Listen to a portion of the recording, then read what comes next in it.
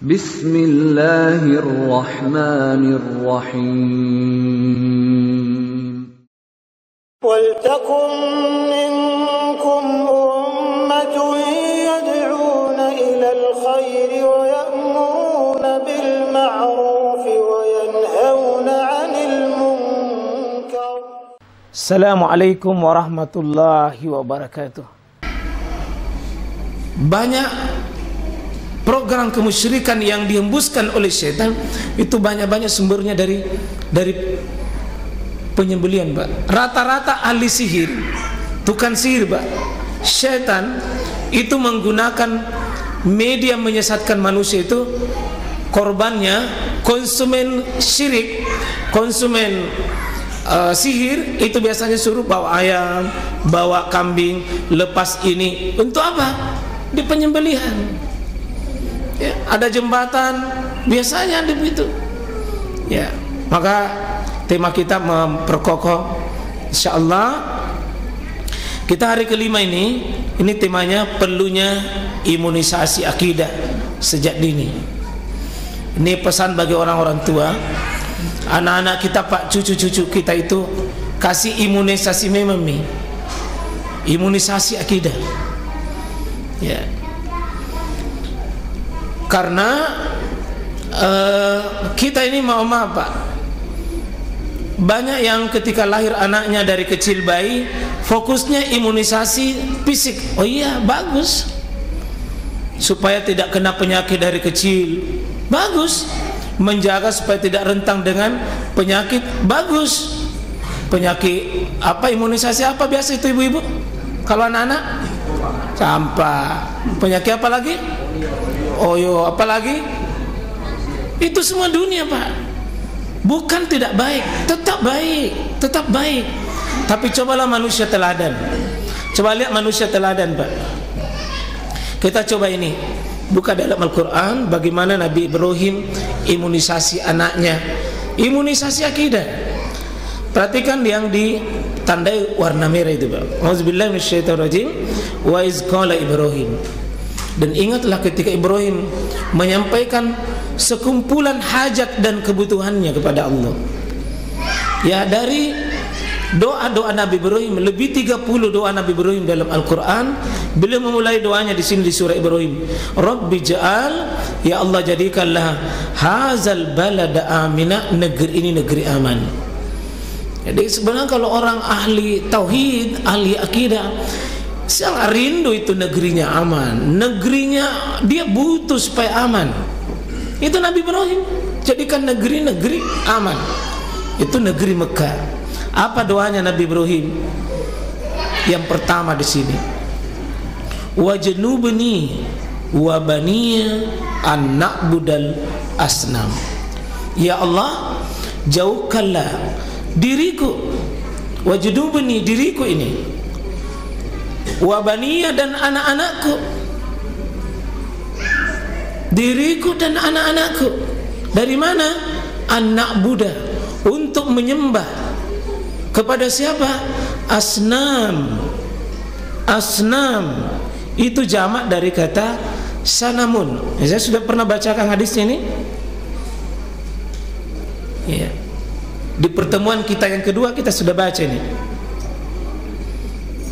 Orang masuk surga karena lalat, dan masuk neraka juga karena seekor lalat. Ya, bayangkan, Mbak, masuk surga karena lalat dan masuk neraka juga karena lalat di hadis ini. Ya, wadahalan nar rajulun fi zubab. Qalu wa kaifa zalika ya Rasulullah? Bagaimana orang bisa masuk, ya? Bagaimana orang bisa masuk neraka dengan gara-gara lalat? Gimana orang bisa masuk surga, masuk neraka dengan lalat, masuk surga juga dengan karena lalat? Ya, wa kaifa zalik ya Rasulullah? Nabi mengatakan, marra rajulani ala qaumin lahum sanamun. Saya sengaja kasih tulis merah ini supaya ada kaitan tafsir hadis ini dengan ayat yang kita sudah sampaikan, bahwa sebabnya marra rajulani, karena dua orang dulu laki-laki itu melewati, dua orang laki-laki melewati ala qaumin, atas suatu kaum, suatu masyarakat, suatu tempat di mana kaum itu lahum sanamun, mereka memiliki sanam. Sanamun itu Pak berhala, jamaknya asnam, jamaknya asnam, mufradnya sanamun. Ya. Masuk neraka karena sanamun. Ya, gara-gara berhala. Bikin apa berhala itu? Gara-gara berhala itu dipersembahkan sesuatu. Setiap orang lewat di situ, la yajuzu ahadun hatta yuqarribu lahu syai'a. Tidak bisa masuk melewati itu kampung itu kalau dia tidak mempersembahkan sesuatu. Kalau dia tidak berkurban sesuatu, tidak bisa. Ini pakai kata qarrab, yuqarrib, kurbanan. Nah, tidak bisa. Maka yang masuk surga ini karena dia tidak mau, biar seekor lalat tidak mau, biar seekor lalat dia tidak mau, sampai dipukul lehernya Pak. Dia tidak mau menyembah itu meskipun perantara seekor lalat. Jadi kalau seekor lalat dia tidak mau, jangan pernah berharap seekor ayam, jangan pernah berharap seekor kambing Pak. Karena ada, ya, ada tempat-tempat berhala itu dilepas kambing di situ, lepas ayam. Di kampungku dulu Pak ada namanya Bulu Setan, disebut Gunung Setan. Karena itu kalau sore-sore dulu hari Jumat itu orang bawa songkol, bawa pisang, di situ di Tuanta Salama di situ di gunung itu minta jodoh, yang belum dapat jodoh di situ, yang mau jodoh lagi dua minta di situ, ya, yang mau rezeki semuanya semua minta sembuh di situ. Dia bawa apa Pak? Lepas ayam, lepas ayam, lepas ayam. Terus itu ayamnya Pak, saya masih kecil dulu waktu itu, masih SD. Aku buru dong Pak, saya pergi buru ayam. Baku kalau ada orang lepas ayam, baku buru. Yang paling nyaman itu kalau songkolon anak simpong, itu ayam tidak dipotong-potong, satu ekor Pak. Kita belajar hukum, ya belum pilih tahu dulu begitu, pokoknya ditunggu mentong. Kalau begitu ada orang dapat bawa songkolo dengan ayam itu, ini songkolo penuh tangan Pak, karena tidak bisa penuh karena baku rebut dengan teman. Bisa dibayangkan itu Pak. Kalau anak SD baru 5 orang, kita 10 orang baru satu anu itu Pak, satu baku deh, lebih banyak kita tumpai ya. Baku rebut itu diyakini itu sanamun, itu sanamun mempersembahkan sesuatu.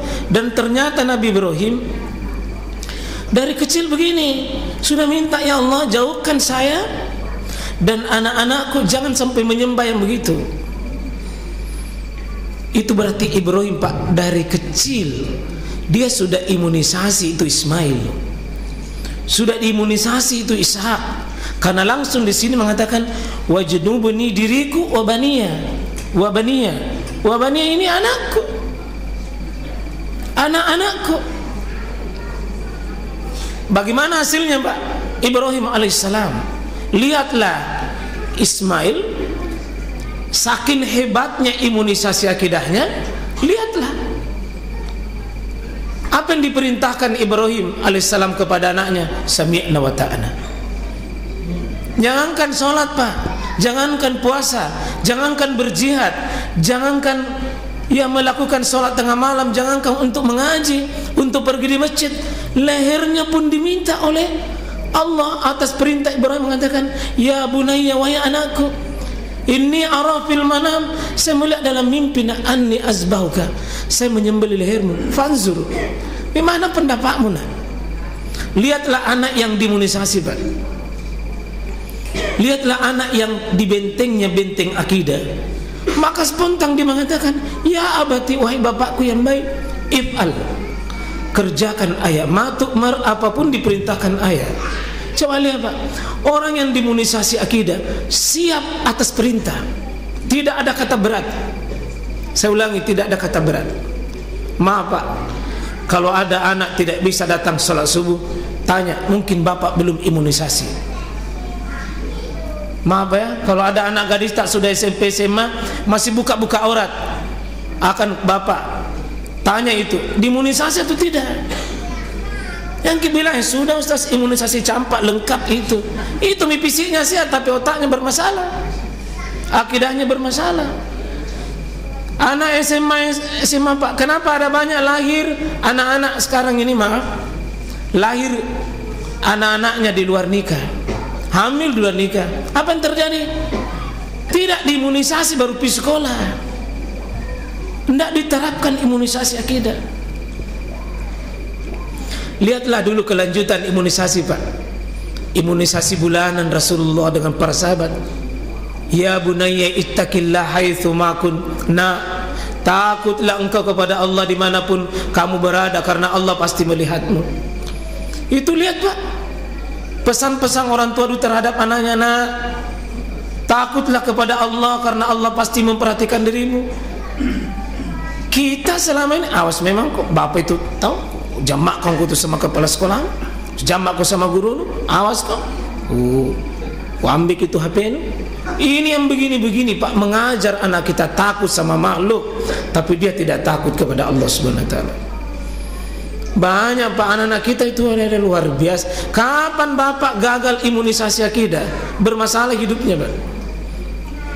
Ajarkan dari awal dia takut kepada Allah Subhanahu wa taala. Bahasakan bahasa akidah ini sesuai dengan tingkatan umurnya. Jangan sampai anak-anak kita Pak takut kepada gurunya, takut kepada kepala sekolahnya, takut kepada polisi, tapi dia tidak takut kepada Allah Subhanahu wa taala. Gagal kita. Maka Nabi Ibrahim, coba lihat bagaimana itu dari kakek-kakeknya juga. Dari Ibrahim alaihissalam sampai ke bawah, bagaimana dia menerapkan itu. Ya.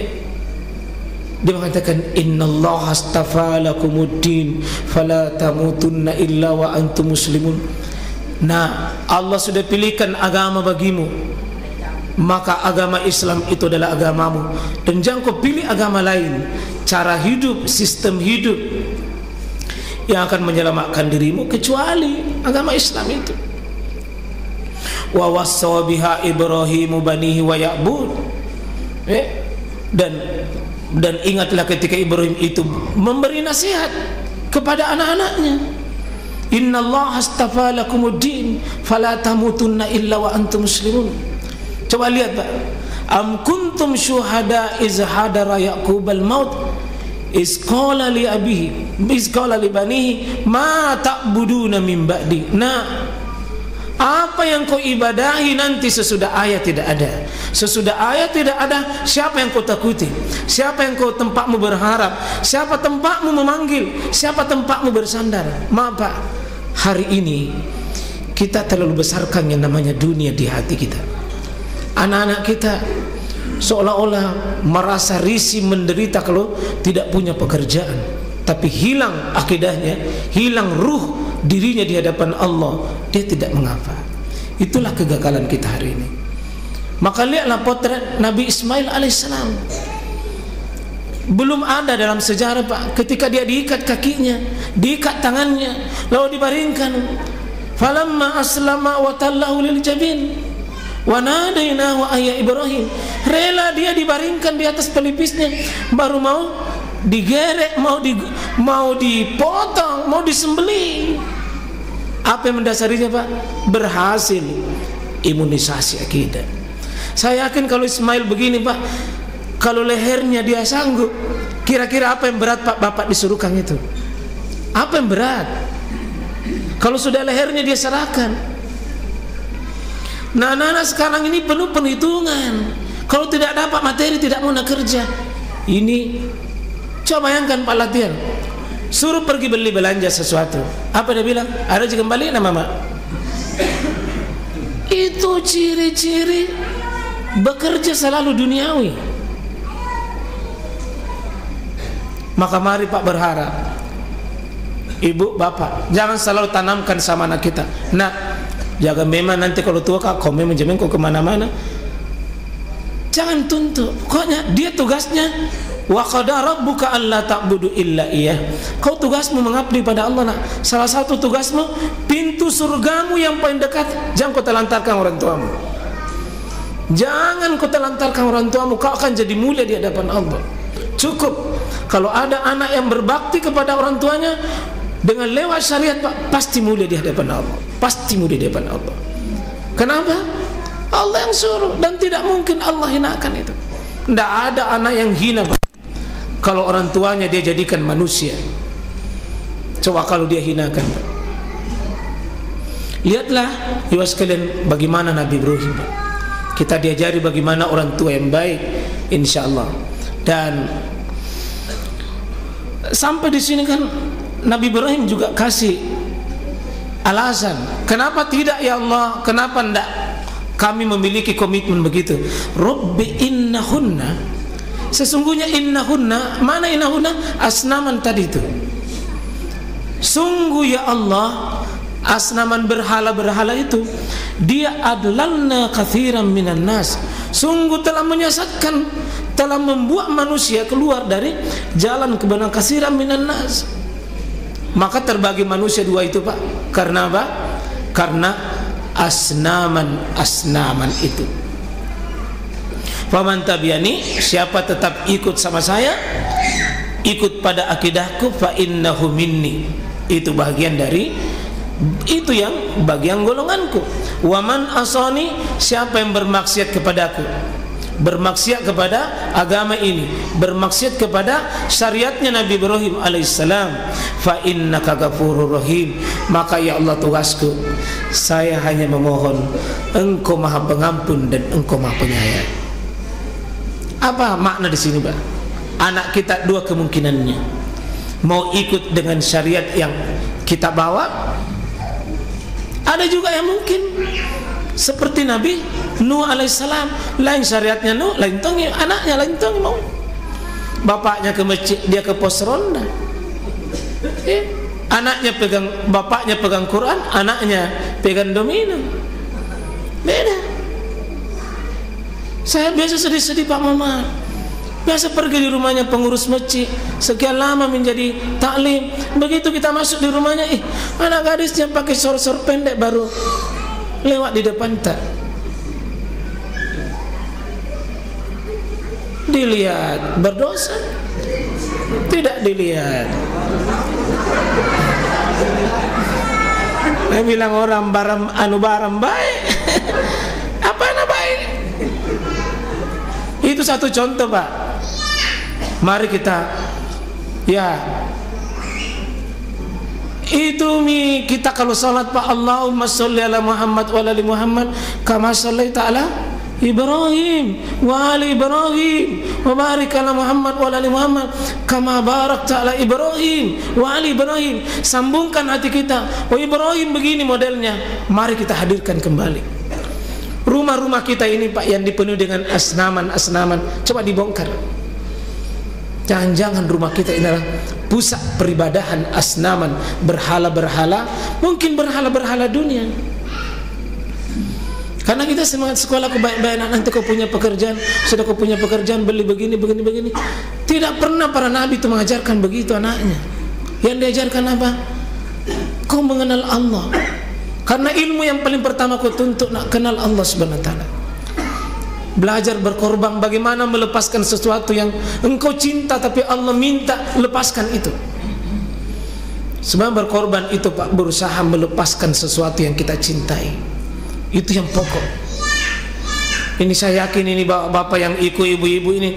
Nah, ini ibu-ibu kalau menjelang maghrib paling sibuk. Tapi kenapa dia mau? Karena ada sesuatu nilai pengorbanan yang dilepaskan. Terutama nanti hari terakhir. Tidak mau saya dengar ibu-ibu berkata, bagaimana itu nanti jauh sekali marah saya. Bukan mau wanita berkorban kalau begitu. Langsung bilang alhamdulillah, jauh berarti banyak pahalanya nanti. Jangan bilang jauh, jadi kita mau bikin buras, mau bikin begini. Hidup ini tidak selamanya. Ya, harus kita pikirkan diri. Kadang-kadang dipikirkan antara lain. Pasti ada balik kayak itu di belakang. Ibu Ustaz, ya, bukan kita yang bikin buras, Ustaz. Iya, mungkin mudah-mudahan insyaallah Ibu ya. Pokoknya Ibu sekali sekali berjalan pantang mundur. Hantam mundur. Bagaimana Ibu, siap? Itu semangat di belakang. Bagaimana Bapak-bapak, jangan kalah semangat. Siap Bapak? Siap. Begitu pokoknya. Jangan pokoknya biar hujan nanti, biar hujan pakai jas hujan. Sekaligus kita buktikan ya Allah, baru hujan air, belum hujan peluru, hujan api itu seperti di Palestina dan di Gaza. Itu baru begitu cengennya, baru di Maros bilang jauh. Kalau pengajian di Surabaya, bayangkan Nabi itu Mekah Madinah pengajian, sahabat 500 kilo jalan kaki, nyawa taruhannya mau. Kita baru mencolok Nabi bilang jauh, tidak boleh. Terlalu cengen dengan surga. Insya Allah Ibu ya, semangat Insya Allah ya. Dan saya memang sekalian rahmatullahi Allah subhanahu wa ta'ala, saya mau sampaikan sedikit supaya insya Allah mudah-mudahan kita ada ilmu tambahan. Ini, bolehkah wanita menyembelih hewan kurban? Saya jawab Pak, boleh. Di masa Nabi wanita menyembelih itu kambing. Dia pakai pun menyembelih apa? Pakai batu dia menyembelih. Karena batunya tajam, dia melihat kambing itu terguling-guling jatuh, terpeleset, akhirnya mau mati. Daripada mati sendiri itu kambing, maka wanita itu menjaga kambingnya tuannya, nah potong. Ya, coba apa hikmah saya? Apa hikmah di balik itu? Bahwa satu, ini hadis ini jelas ini. Ya, Ani bin Ka'b ibni Malik yuhaddisu an abihi annahu kanat lahum ganamun tara'a bisal'i fa absarat jariyatun lana bisyatin min ganamina. Mau mati, bukan mati baru dipotong, bukan. Mau mati. Apa yang terjadi? Fakasarat hajaran. Dia pecah itu batu sehingga yang ada runcin-runcinya itu. Jadi batu bisa dipakai memotong. Apa yang terjadi dengan batu itu? Fazabahatha bihi, maka dia potong dengan batu itu. Faqala lahu, kaumnya itu setelah melihat setelah dia dipotong itu, la ta'kulu, jangan kau makan dulu. Ini sudah dipotong tapi jangan kau makan dulu. Hatta as'al anin nabi, sampai saya bertanya kepada Nabi. Harus ada sumber ilmu dulu, ya, tentang kepastian bolehnya dimakan atau tidak. Au ursila ilan nabi, atau diutus seseorang untuk bertanya kepada Nabi SAW. Bisa langsung bertanya atau bisa utusan. Maka siapa nanti yang akan mayyas'aluhu wa annahu sa'alan nabiyya sallallahu alaihi wasallam an zakah? Ada nanti yang diutus untuk pergi bertanya tentang masalah itu. Au arsala fa amarahu, lalu setelah bertanya tentang itu kepada Nabi, maka Nabi fa'amarahu, Nabi perintahkan dia untuk apa? Bi'akliha, untuk memakannya. Ini Nabi perintahkan makan, boleh dimakan Pak. Jadi wanita yang sembeli pakai batu hampir mati. Jadi kalau ada ayam tapak ditabrak mobil, nah belum mati, potong. Karena kalau ripi-ripi mie belum mati, itu potong. Ya, kalau potong. Nah, kalau sudah begitu, potong. Selama masih dipotong, sudah masih sempat disembeli, maka diperintahkan makan. Nah, kalau Nabi perintahkan makan, itu artinya Pak, halal itu sembelihan. Siapa yang menyembelih? Wanita. Dan wanita pada saat itu bisa jadi haid. Berarti wanita haid, Nabi tidak tanyakan. Berarti kemungkinan haid bisa tidak. Berarti wanita haid tidak menjadi masalah memotong.